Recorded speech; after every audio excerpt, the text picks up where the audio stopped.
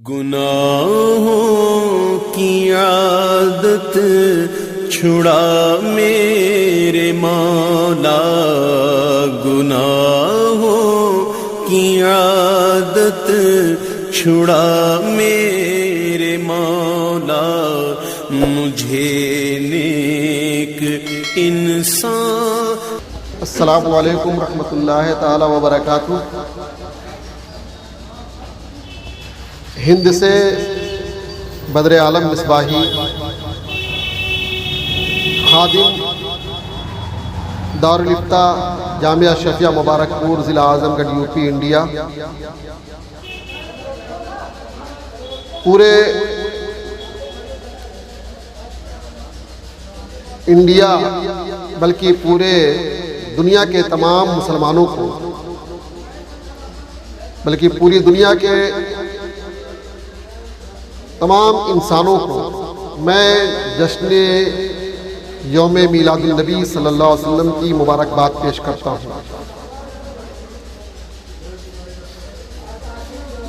मैंने सारे मुसलमानों के बजाय ये कहा कि पूरे दुनिया में बसने वाले तमाम इंसानों को मैं मुबारकबाद पेश करता हूँ। वजह यह है कि पैगम्बर आखिर ज़मा मोहम्मद अरबी सल्लल्लाहु अलैहि वसल्लम सिर्फ मुसलमानों के पैगंबर नहीं बल्कि पूरी दुनिया के वो पैगंबर हैं। बल्कि यूँ कह लीजिए कि अल्लाह ताला की जितनी भी मखलूक हैं सारी मखलूकात के वो पैगंबर हैं। वो हर आलम की रहमत है, किसी आलम में भी रह जाते हैं। वो हर आलम की रहमत है, किसी आलम में भी रह जाते।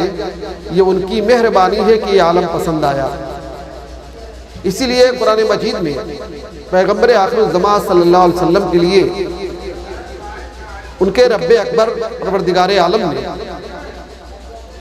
इरशाद फरमाया, वमा अरसलनाका इल्ला रहमतल लिल आलमीन।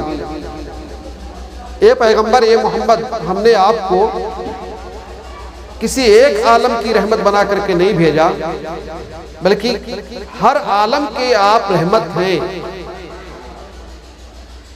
और यही वजह है कि शायर ने अपने माफी ज़मीर को इन अल्फाज में अदा किया कि वो हर आलम की रहमत है, किसी आलम में भी रह जाते। ये उनकी मेहरबानी है कि आलम पसंद आया। मानवता और इंसानियत का पाठ और सबक सब पढ़ाते हैं, चाहे वो सियासत के मैदान के इंसान हो, चाहे वो बिजनेस के मैदान के इंसान हो। सभी लोग मानवता और इंसानियत का सबक पढ़ाते हैं और मानवता और इंसानियत को सभी लोग इज्जत और एहतराम की निगाह से देखते हैं। बिलाशुबह इंसानियत और मानवता ये इंसान का जेवर है, आदमी का जेवर है, आदमी का हुस्न है, आदमी की रूह है। अगर आदमी के अंदर से इंसानियत ही खत्म हो जाए तो आदमी आदमी नहीं रह जाता है, बल्कि वो जानवर बन जाता है, बल्कि जानवर से भी बदतर हो जाता है। जुल्म व बर्बरियत, तशद्दुद दुनिया में बर्पा करने वाले जो लोग हैं, खा वो किसी भी मजहब से ताल्लुक़ रखते हो, किसी भी धर्म से ताल्लुक़ रखते हो, मैं ऐसे लोगों को सच्ची बात यह है कि इंसान ही नहीं मानता। इंसान जो हकीकत में इंसान होगा वो जुल्म तशद्दुद पे हरगिज नहीं रह सकता है, बल्कि जुल्म तशद्दुद की हमेशा वो मजम्मत करेगा, जुल्म तशद्दुद से हमेशा नफरत करेगा। हमारा मजहब इस्लाम, हमारे पैगंबर आखिर ज़मा सल्लल्लाहु अलैहि वसल्लम जालिम की भी मदद करने की बात करते हैं। जालिम की मदद ये होगी कि जालिम को समझाया जाए, उसकी तफहीम की जाए और उसको जुल्म से रोका जाए। यह है जालिम की मदद। मजलूम की मदद ये होगी कि उसके ऊपर जो मजालिम हो रहे हैं उस मजालिम को दूर करने का काम किया जाए। अल्लाह के रसूल सल्लल्लाहु अलैहि वसल्लम पैगम्बर आखिर ज़मां सल्लल्लाहु अलैहि वसल्लम ने उनसुर आखा का जालिमन और मजलूमन इरशाद फरमाया। उस हदीस का मतलब यही है, हर साल 12 रबीउल नूर शरीफ की तारीख हमारे और आपके सामने से गुजरती है। हमें संकल्प लेना चाहिए और अहद करना चाहिए कि अब हम पैगम्बर आखिर ज़मां सल्लल्लाहु अलैहि वसल्लम जो मोहसिन इंसानियत थे, इंसानियत पर हम खुद रहेंगे और दूसरों को भी इंसानियत पर रहने की दावत देंगे। आज की तारीख में पूरे भारत नहीं बल्कि पूरे आलम में ज़ुहूरे नूरे मोहम्मदी की तारीख का हवाला देते हुए लोग जश्न मनाते हैं, खुशी का इजहार करते हैं। खुशी और मसरत के मनाने के मुख्तलिफ तरीके होते हैं। आज भी मदीने तैयबा में पैगम्बर आखिर ज़मां सल्लल्लाहु अलैहि वसल्लम का जश्न विलादत मनाया जाता है, लेकिन वहाँ जश्न विलादत मनाए जाने की परंपरा जो चली आ रही है वो रोज़ा रख करके। खुद सरकार अलैहिस्सलाम ने इरशाद फरमाया कि मैं खुद अपने पैदाइश के दिन रोज़ा रखता हूँ। रोज़ा रख करके खुशी का इजहार करना ये भी एक तरीका है। अच्छे कपड़े पहन लेना ये भी खुशी के इजहार का एक तरीका है। घरों को आप सजाएं, कुमकुमे लगाएं, चिरागा करें, ये भी एक खुशी मनाने का तरीका है। गरीबों में फल तकसीम करें, कपड़े तकसीम करें, उनकी मदद करें, ये भी खुशी मनाने का तरीका है। लंगर खिलाएं, ये भी खुशी मनाने का तरीका है। मरीजों के दरमियान जा करके उनकी दवाओं का इंतजाम करना, उनकी मिजाज कुर्सी करना ये भी खुशी मनाने का तरीका है। खुशी मनाने के मुख्तलिफ तरीके हैं। हमें हैरत होती है, कुछ लोग कलमा भी पढ़ते हैं और किसी न किसी तरीके पर उनको एतराज़ रहता है, परेशान रहते हैं। मैं उन भाइयों से भी कहना चाहूँगा कि मेरे भाई आप भी कलमा पढ़ते हो, आप जब कलमा पढ़ते हो ये कलमा किसकी अता है, किसने दिया आपको ये कलमा? उस देने वाले की पैदाइश की खुशी मनाने में अगर कोई शख्स खाना खिलाता है, गरीबों में कपड़े तकसीम करता है, मरीजों में फल फ्रूट तकसीम करता है, जाड़ा आता है कंबल तकसीम करता है, अपने घर को सजाता है, कुमकुमे लगाता है, इसमें तो कोई हरज की बात नहीं होनी चाहिए और इसमें परेशान होने की कोई बात नहीं होनी चाहिए। आप खुद अपने बेटे बेटियों की शादी में अपने घरों को सजाते हैं, सफाई करते हैं, नज़ाफत का एहतमाम करते हैं, तो वहाँ आपको शिर्क व बिदात और नाजायज़ की बात नहीं समझ में आती है। पैगम्बर आखिर ज़मां सल्लल्लाहु अलैहि वसल्लम के जश्न विलादत की जो तारीख आती है, अगर कोई शख्स अपने घरों पे झंडा लगा देता है या कुमकुमे लगा देता है तो उसमें आप न जाने कहां से किसने आपको मिसगाइड किया कि शिर्क व बिदात की बात करने लगते हैं, नाजायज़ आपको समझ में आने लगता है, फजूल खर्ची आपको समझ में आने लगती है। मेरे अजीज, मैं आपकी तफहीम करना चाहता हूँ, मैं आपको समझाना चाहता हूँ कि इस तरीके की बातों में ना उलझें। आप जैसे अपने हर खुशी के मौके पर अच्छे कपड़े पहन लेते हैं, अपने घर को साफ सुथरा रखते हैं, अपने घर को आप चिरागा करते हैं, ऐसे ही मोहम्मद अरबी सल्लल्लाहु अलैहि वसल्लम की तारीख़ विलादत जब भी आए तो आप अपने घरों को चिरागा करें, ज़रूर करें। ये आपके इश्क की एक पहचान होगी। यहीं पर मैं ये भी करवट लेकर के कहना चाहूँगा, इश्क की एक पहचान सिर्फ यही नहीं है कि आप घरों को चिरागा कर दें, रास्तों को चिरागा कर दें। जी नहीं, इश्क की एक ये पहचान नहीं है। रूहानी इश्क की तो पहचान ये तो ज़ाहिरी इश्क है। रूहानी इश्क की पहचान ये है कि मोहम्मद अरबी सल्लल्लाहु अलैहि वसल्लम के हर सुन्नत पर अमल करने की आप कोशिश करें। अल्लाह के रसूल की सबसे बड़ी सुन्नत जो है वो 5 वक्ता नमाज पढ़ना है। अल्लाह के रसूल सल्लल्लाहु अलैहि वसल्लम की एक सुन्नत ये है चेहरे पे दाढ़ी रखना। अल्लाह के रसूल सल्लल्लाहु अलैहि वसल्लम की एक सुन्नत है ढीले ढाले कपड़े पहनना। अल्लाह के रसूल सल्लल्लाहु अलैहि वसल्लम की सुन्नत है लोगों को सलाम में सबकत करना, लोगों को सलाम करना। अल्लाह के रसूल सल्लल्लाहु अलैहि वसल्लम की सुन्नत है किब्र व नखवत से दूर रहना। अल्लाह के रसूल सल्लल्लाहु अलैहि वसल्लम की सुन्नत मुबारका है झूठ से परहेज करना, चाहे वो बिजनेस में हो, चाहे वो सियासत में हो, चाहे किसी भी मामले में हो, हमें और आपको झूठ से बचना ही है। ये रसूलुल्लाह की बड़ी प्यारी सुन्नत है। रसूलुल्लाह को झूठ से बहुत ज्यादा नफरत थी। अल्लाह के रसूल सल्लल्लाहु अलैहि वसल्लम ने फरमाया कि झूठ जहन्नम में ले जाने वाली चीज है और सच्चाई ये जन्नत का रास्ता बताती है। आप खुशी का इजहार करें, बिलाशुबा कुमकुमे लगाएं, लेकिन सिर्फ कुमकुमे पर इक्तफा ना करें, बल्कि इसी 12 रबीउल अव्वल की तारीख में आप अहद कर लें कि अब हम 5 वक्ता फराइज नमाज नहीं छोड़ेंगे, फर्ज रोजे नहीं छोड़ेंगे, अपने माल की ज़कात इंशाअल्लाह साल ब साल निकालते रहेंगे।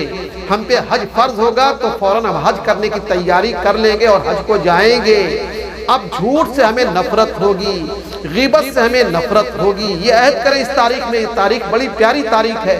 हमें झूठ से नफरत होगी, गीबत से नफरत होगी, गीबत के खिलाफ हमारी जंग होगी, झूठ से खिलाफ हमारी जंग होगी, किब्र नकवत घमंड के खिलाफ हमारी जंग होगी, तवाज़ो इनकिसारी हमारा जेवर होगा, अज्ज़ो इनकिसारी हमारी जीनत होगी।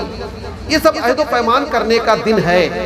हमारा और आपका मिजाज क्या है? सिर्फ कुमकुमे लगा लेते हैं, घरों को सजा लेते हैं, नमाजों से गफलत बरतते हैं। बल्कि क्या है, रबीउल शरीफ के दिन जुलूस जो निकलता है, उस जुलूस में इतना ज़्यादा अपने आप को दीवाना बना लेते हैं कि नमाज असर गायब, मगरिब गायब, इशा की नमाज में थके थकाए आकर के सो जाते हैं। मेरे भाई, हरगिज आपका ये इश्क काम ना आएगा। ये कुमकुमे लगाना, ये आपके चेहरे पर कल मैदान महशर में मार दिया जाएगा। प्यारे, कुमकुमे जरूर लगाओ, घरों को सजाओ, गलियों को सजाओ, घरों पे झंडे लगाओ, लेकिन प्यारे खुदा के वास्ते 5 वक्ता नमाजों से गफलत हरगिज मत बरतना। और जो भी इसमें खुराफात आने लगी हैं, अपनी बीवियों को, अपनी बहनों को, अपनी माओं को भी ये कुमकुमे देखने के लिए गली कूचों में मत लॉन्च करना, मत भेजना। ये भी बहुत बड़ा पाप है, बहुत बड़ा गुनाह है। क्या होता है, हमारी बच्चियां, हमारी माएँ, हमारी बहनें सज धज कर सजावट देखने के लिए गली कूचों में निकलती हैं। ये जिम्मेदारी किसकी है? सजाने वालों की जिम्मेदारी नहीं है।